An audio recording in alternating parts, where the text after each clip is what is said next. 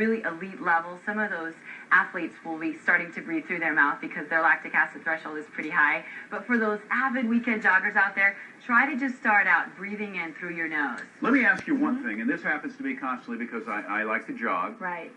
If I'm really stressed out and I jog, I get horrible headaches afterwards. What causes that? Let me tell you what causes that headache. Let's go back to the spine again. This is all these muscles are being pulled down here. On the suboccipitalis, all these muscles are being pulled down here. And why they're being pulled, again, is there's a lack of oxygen and there's a lack of blood to those working muscles.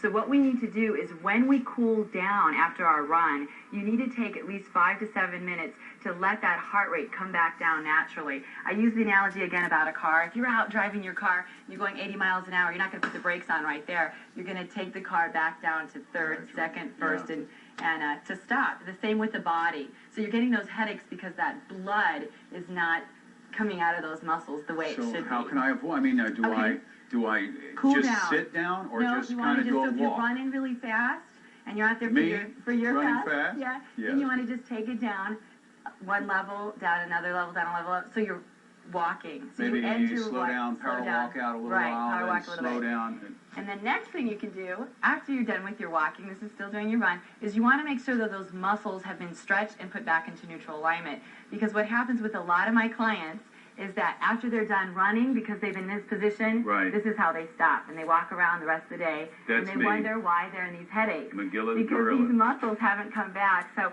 let me show you really quick with the tube. I'll just demonstrate really quick. What you want to do with those shoulder blades is squeeze those shoulder blades back, bring that head back into neutral alignment, and just squeeze back like that. And even if it's just about 2 to 3 repetitions, boy, even without the rubber band, even without the rubber band, the you can do it, absolutely. So you bring that spine back into neutral. So 3 things. You want to breathe.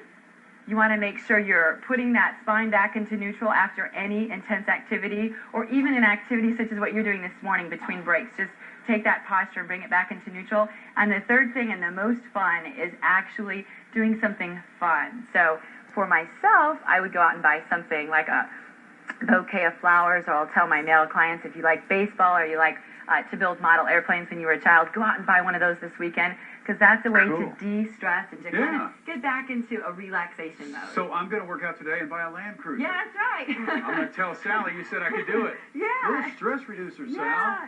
That's great. You are so neat. You have such a great just energy about you. Well, can we keep you? We can keep me. All right. Well, you're coming back then. And you explain it so well. I mean, that's just great. Keita Pelley, and you have a website. Yep.